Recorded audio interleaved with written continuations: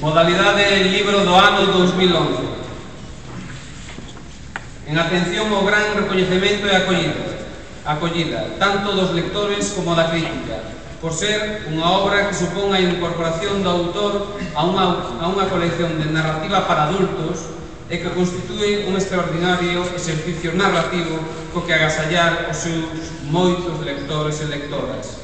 O xurado proclama gañador nesta modalidade o libro Non hai noite tan longa de Agustín Fernández Paz, publicado por Edicións Xerais de Galicia.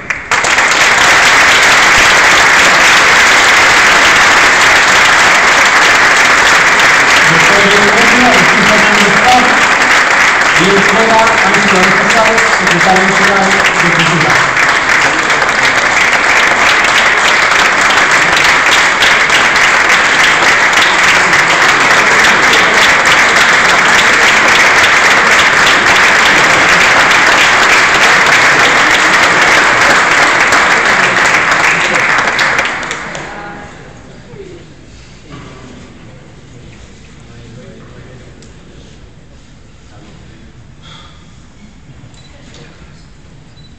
Boas noites, amigas e amigos desta Irmandade do Libro. Hai 50 anos, o científico inglés Percy Wilkins editaba en Londres o seu Moon Maps, os mapas da Lua, onde figura o cráter Ayer, en homenaxe ao ilustre lalinense Ramón María Ayer, un home con unha biografía que parece quitada do máis fantástico dos libros. Xa me gustaría a mí escribir un libro a partir disso, pero como diría Mike Helene, esa é outra historia e merece ser contada noutra ocasión. O caso é que hoxe a Federación de Libreiros de Galicia convócanos aquí alrededor destes premios de nome tan simbólico, Irmandade do Libro. A primeira sección que se me veio á cabeza é a de Tolkien e o seu O Señor dos Anéis, porque nesa novela extraordinaria uns poucos membros das comunidades que aman a liberdade, elfos, ananos, hobbits, humanos e o mau Gandalf, unen os seus esforzos nun grupo ao que bautizan co nome de Irmandade do Anel. Ese grupo é o que se enfrenta ao enorme poder de Sauron que pretende dominar o mundo e, como ben sabemos, ao final da novela conseguen sair vencedores.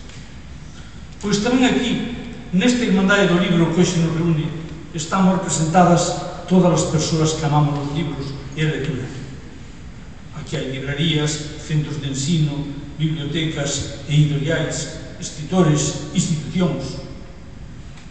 E tamén nós, todos os membros da Irmandade do Libro, malia a nosa escaseza de medios, levamos no noso interior a forza necesaria para cambiar o actual estado das cousas do que se teñen falado as persoas que me precederon. Eu son só un narrador, un contador de historias, e fago miñas as palabras de Poster cando reflexiona sobre a condición humana e sobre este oficio. Facémonos maiores, pero non cambiamos, di Auster. No fondo, seguimos sendo como cando éramos pequenos, criaturas que agardan ansiosas que lles conten outra historia, e a seguinte, e outra máis. Necesitas case tanto como o comer, e sexa cal sexa a forma en que se presenten, na página impresa ou na pantalla da televisión, resultaría imposible imaginar a vida sin elas. Claro que os escritores non seríamos nada sen os lectores, e tanto uns como outros precisamos canles que nos permitan atoparnos, e por iso os escritores e os lectores non seríamos nada sin as librerías e sin as persoas, homens e as mulleres que as poñen en pé. Eles e elas son os nosos mediadores inescusables, porque as librerías conforman esa rede invisible de camiños que permiten o encontro dos escritores a través dos libros e dos lectores. Unha rede que é imprescindible en calquera país, pois fai posible a existencia dunha sociedade máis tolerante, máis crítica e máis libre. É unha rede, como xa se dixo aquí, máis imprescindible aínda para o libro galego, que precisa de urxentes medidas de acción positiva. Se é certo que a lingua e a cultura do noso país é o máis propio que temos, o que nos fai singulares é o que nos identifica, non se acaba de entender que os apoios ao libro galego sexan moitas veces retóricos, pero faltos desa eficacia necesaria para colocalo no lugar que lle corresponde.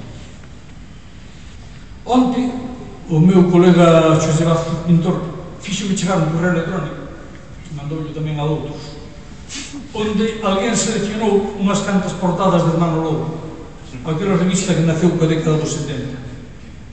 Era desolador comprobar como todas elas non perderan nin un gramo da cualidade. Esta novela que hoxe creades aquí, e que tanto agradezo, non hai medo tan longa, está de máis a calidade que cando a escribín, hai 2 ou 3 anos, ben o meu pesar. É unha novela xeracional, onde falo da inmensa estafa que sufrimos os que éramos novos nos anos 60 e 70. Mas tamén unha novela que analiza os tempos actuais e rastrexa neles a herdanza daqueles anos e a privilencia dos núcleos de poder que se asentaron daquela. Algo que, con desolación, contemplamos cada día ao lermos as noticias. Mais, xa ora, para iso estamos a Irmandade do Libro, e dentro dela os escritores.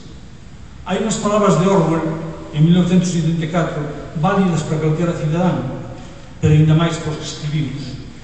Di, se liberdade significa algo, será, por riba de todo, o dereito de dicir á xente aquilo que non quero oír. En tempos de engano universal, dicir a verdade convértese nun acto revolucionario. Moitas gracias.